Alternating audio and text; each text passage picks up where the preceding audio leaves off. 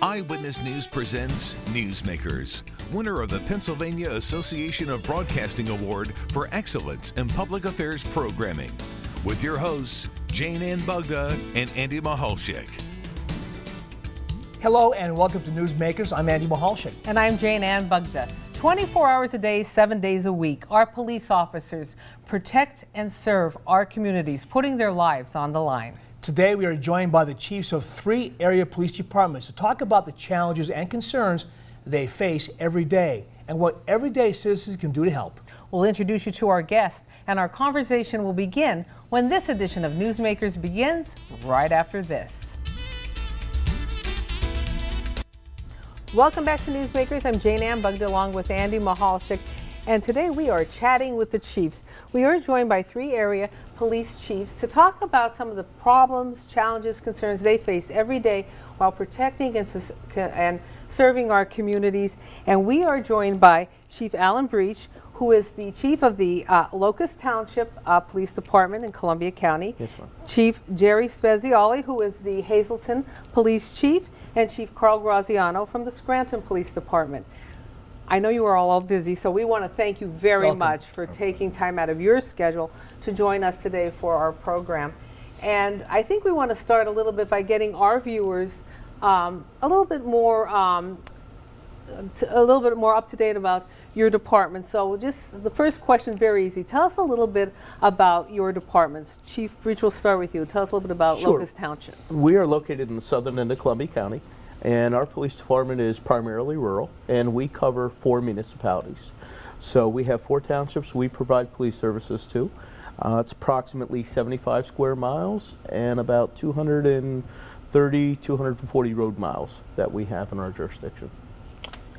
I have the city of Hazleton, which is about 6.6 square miles. It's an urban center. There's somewhere in the area, I would say, of about 30,000 people inside the city at this time. And it's a very culturally diverse community. The demographics have changed. We have 43 full-time police officers. We're a full-time police department with full services, a detective bureau, narcotics division, and also the patrol division, which is the backbone of the department. And Chief Graziano? Yes, so Scranton, Pennsylvania, we have approximately 74,000 citizens. We're the county seat for Lackawanna County. The Scranton Police Department has 147 sworn full-time officers, 16 non-sworn civilian personnel. We handle about 60,000 calls for service every year, and we're big on community policing and a full-service department with just about every option that we can possibly have for the citizens as far as units and services.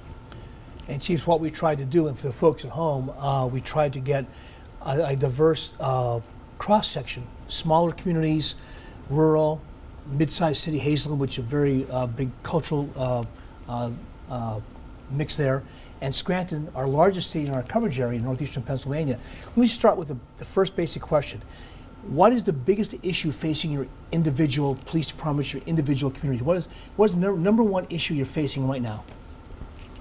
I would say for us, you know, the increase in drug activity, the illegal drug activity, the methamphetamine use, and the opioid use. And it just seems to bring in a lot of other, you know, crime with it.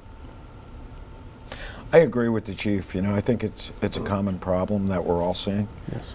Opioids, they just have such a tenacious grasp on these individuals that are becoming addicted to it, and it's just exponentially exploding. I mean, you talk about 8 or 9 people losing their lives a day, and that's the driver of a lot of our crimes, whether it be thefts or burglaries or robberies. It always seems to be around that opioid. And there's no doubt that it's the opioid epidemic, and I don't think it's any community is not touched by it. We had a stretch recently where we had 8 deaths in 4 days from opioids. And a statistic that always really gets the problem to the heart of it across the nation is the United States makes up about 4.5% of the world's population, but we use 85% of the world's opioids. And that's a problem. That's a huge problem. Why we have an epidemic today. And with those drugs comes other crimes. As you said, comes the theft and comes and it just kind of just steamrolls after that. And you all have departments and the officers on the street, but do you have enough officers on the street? I don't think you'll ever say you have enough officers. I don't think any police chief will ever say to you, I have enough officers, because we could always use more officers and more resources. We allocate them the best we can with the restrictions and budgetary restraints that we're under, but you could always use more police officers. I would agree, absolutely. And again, with the finances limited at the local, state, or county level, you have to make do with what you have. We cost the most, Andy. I mean, that's Right. a bottom line. Police and fire cost the most. And I know we've all talked about this over the years doing stories for Eyewitness News. Is it a matter of doing, when I use the word smarter policing, using technology and using your resources to maximum, including social media? Yeah, I think that, look, you have to look at 21st century policing. That's all about technology and the allocation of resources and evidence-based policing. So, we're looking at where crimes are committed, when they're committed, how they're being committed, and then we're using data and analytics so that we can fight that crime with the technology that we have in our cruisers, and being able to communicate, cross collaboration between all of us. We can get information out when we're looking for somebody or when we're trying to fight or solve a crime. There's so many things we can do today with technology, and it's a matter of that, like I said, that evidence-based policing, understanding the dynamics of your community and how you have to fight that crime. And I don't want to say that you've all been around for a time, but you've seen crime change. How have you seen crime change from when you first entered the police force? What has changed the most? I think, well, technology, number one, is the crimes that we're investigating today are not the crimes, some of them are not the crimes of the past. It's much more complex with technology. And second, I would say that, a teenager of, a 15-year-old today is not the same as a 15-year-old 15, 20 years ago. Absolutely. The amount of information they have access to is amazing, and how they've progressed, and the access that they have to information has made it much more difficult for us. And just to add to what the chief said, that technology and that access that they have, just makes them grow up that much quicker, and they're into a world of, where there's so many different pitfalls and problems and issues, and whether it's drugs or whether it's sex crimes or whatever it is. That social media base is such a magnet with the technology today.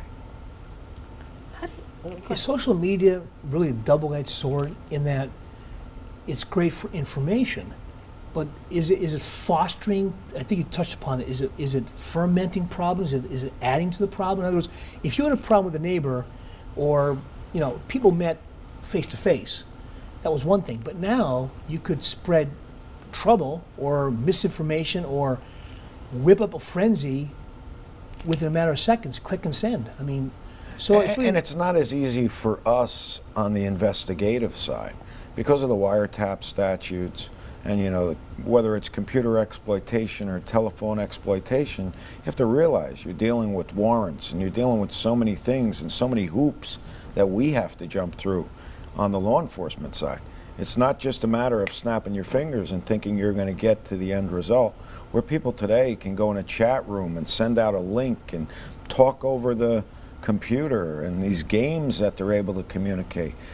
Years ago when I was in the Bronx, in 1983, when we were following people around, they had to communicate. They had to go to that payphone. They had to drop those drugs in the street. Today, they can talk over a headset and do a drug deal. Well, they're playing a game, and we're not going to get that unless we have that specific information. There's so many different things with the social media and the technology out there today that makes it very difficult for us, and we have to jump through hoops to get to it. How, as crimes have changed, we all watch TV and we see our crime dramas that we all watch, crime solved in that hour. But how has policing changed that you have to stay really ahead of criminals? Because I don't want to say that they've become smarter, but criminals have changed and their tactics have changed. So how have you changed in your policing? Well, I don't think there's no doubt we have to stay on top of technology. You know, in the crime shows that are out there, the CSI effect, we've all heard of the CSI effect, where jurors are now coming and expecting to find forensic evidence and DNA and everybody and fingerprints on everybody, and the reality of that just doesn't exist a lot of times. And what they can do on TV and solve a case in an hour sometimes may take a year or more to do that case, and DNA evidence doesn't come back for 6 or 9 months that we get back, and maybe we get something, maybe we don't. But citizens expect that, so we have to try to get as close to that as we can.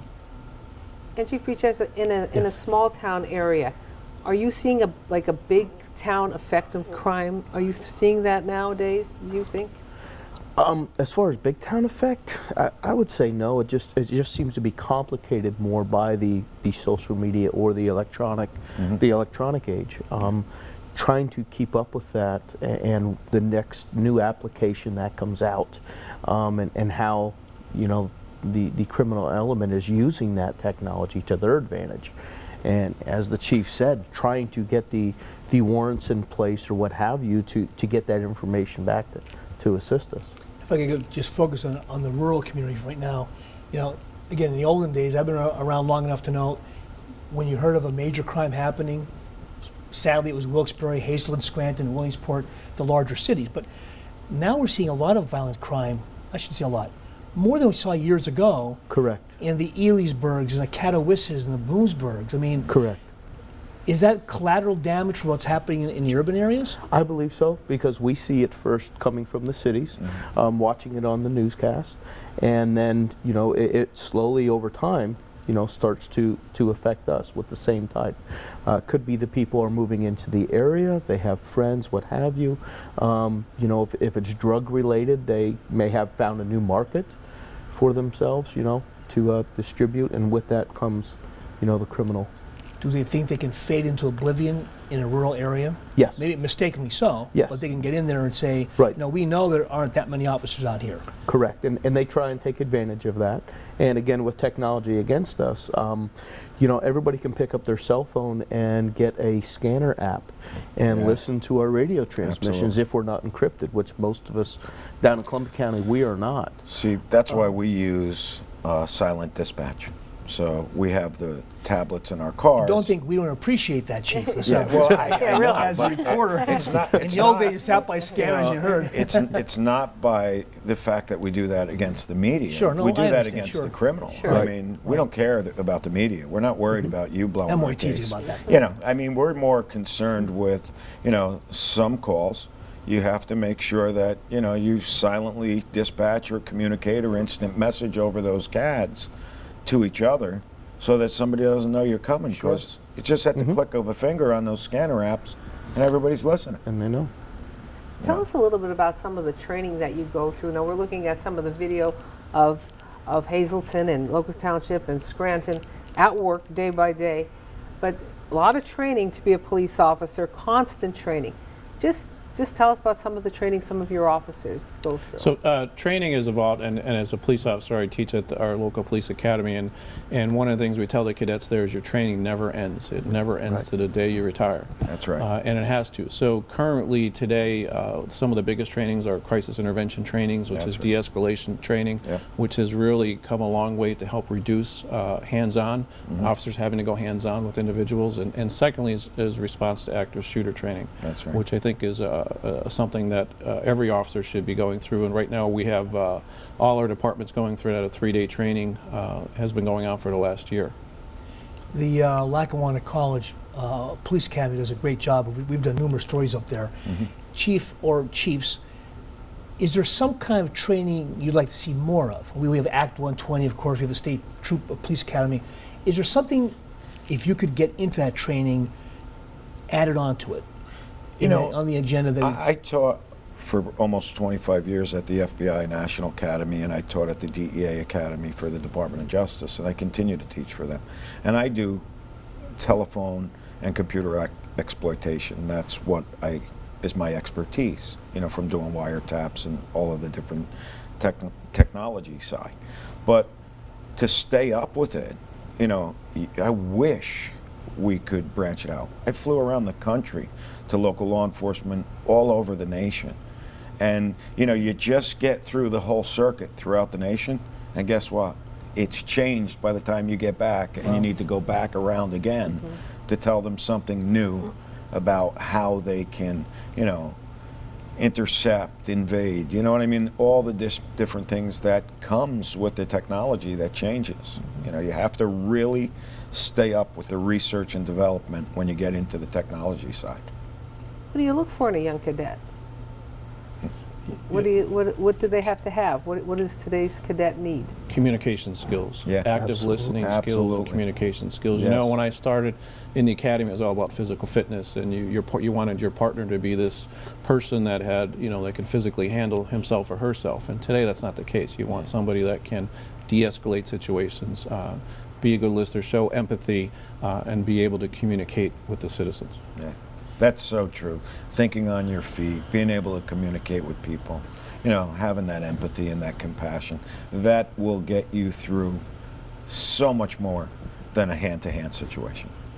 You need to de-escalate that before it even occurs, And as the chief said. You know, you mentioned before about crisis training, and key word there, active listening. Yes. You know, we hear a lot of times when we hear about it, police departments, whether it be rural or urban, going to domestic situations, and you keep an ear on those because they're so volatile. And that's the training where there's no, you mentioned hands-on. If you don't have to use hands-on, you could talk to people, hear Take them them out, right down. understand. Yeah. More of a psychology Sure. type deal. Yes. We're doing a lot more social work, social intervention, I believe, Yeah. than we used to in years past. So we're bringing that and taking that extra time, so we don't have to keep coming back to a certain house. Dealing with certain families. What can we do to solve their problems or issues? We're not there to necessarily solve all their problems, but can we guide them to the right resources that can help them through this period in their lives right now? I can't tell you how many times I've been at large crowd type situations, and all of the officers are ready. They're ready to go hands-on. They have to be. And you give them the old signal, you know, let's see if we can, and you watch them, you know, like a light switch, all of a sudden use that active listening and those, you know, skills of communicating. And you watch that situation where you went like this, all of a sudden defuse and it's over. So it really works. That, you know, so much of our job is communication and being able to understand and blend with that community and understand the issues. Well, we're going to take a quick break, and when we come back, we're going to talk about making anonymous tips, how much it costs to outfit a police officer, and we'll learn more about what is the day-to-day operations for our area police force. You're watching Newsmakers. We are a proud recipient of 3 Pennsylvania Association Awards for Excellence in Public Affairs Programming. You can see most of today's program and more information on pahomepage.com under the Newsmakers link, and we'll be right back. Welcome back to Newsmakers. Andy Mahalchik along with our senior producer Jane Bugda and our special guest today, Chief Alan Breach from the Locust Township Police Department in the great county of Columbia. Happy to be Hazelton here. Police Chief Jerry Speziale from the great Mountain City, my hometown, and Chief Carl Graziano from the Electric City in Scranton. And when you're in this business, they're all of our hometowns because we all work together. It's a great community. We're talking law enforcement in 2019. Let's talk about community policing, and we'll start with Chief Speziale only because we have some video. We did a story recently on. Look at the video. They're having a jam session, but it's all part of community policing and the psyche of building trust. Explain that, Chief. You know, in today's policing, we're all about building trust and legitimacy with the community we serve. And in Hazelton, as you know, 58% Hispanic. So you have to embrace that culture. You have to understand that culture. You know, so we are out there. I want our police officers to park and walk, get out, mesh with the community, so that we build a relationship that's founded on mutual trust, respect, and understanding. And what's that video all about there? That's part That of it. video is just that, you know, accepting and embracing culture. you know, and I can't tell you how proud the community was of us taking part in accepting and embracing their culture and not just towing their car away and working with them. I mean, they help us solve crimes, they help us, you know, do so many things in the community, and that's really what community policing is all about. It used to be about, you know, stopping in the local store and getting a cup of coffee. Those days are over. You know, the demographics have changed, so community policing has changed. And I know Scranton gets involved with a lot of different events too as well to get out there in the community. Yeah, and community policing is a philosophy and it's not a program. So all of the officers have to buy into that. We have several events that we do throughout the year, hosting summer. We have a Scranton Police Summer Camp where we bring in 6th graders for a week with the officers.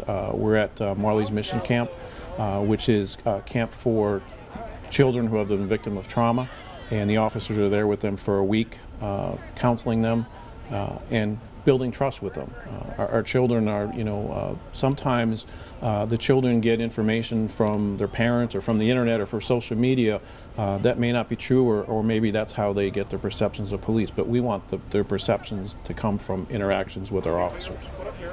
And a small town community, you have a lot of events going on as well. Oh, absolutely. We, our Officers Association that we have provides a scholarship to at least one, if not two, high school students every year that are hopefully pursuing, you know, a degree in criminal justice or nursing, something like that in the public service field.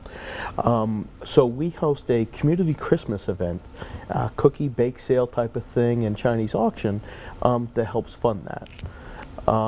As well as we, with our local volunteer fire company, do a trunk or treat event at our municipal building. So a lot of the, you know, township residents and so forth, and people from outside the area come along and participate with that. And it gets you out into the community, lets people know that not to be afraid. And a lot of times, speaking of afraid, to make a tip to police officers, sometimes people are apprehensive.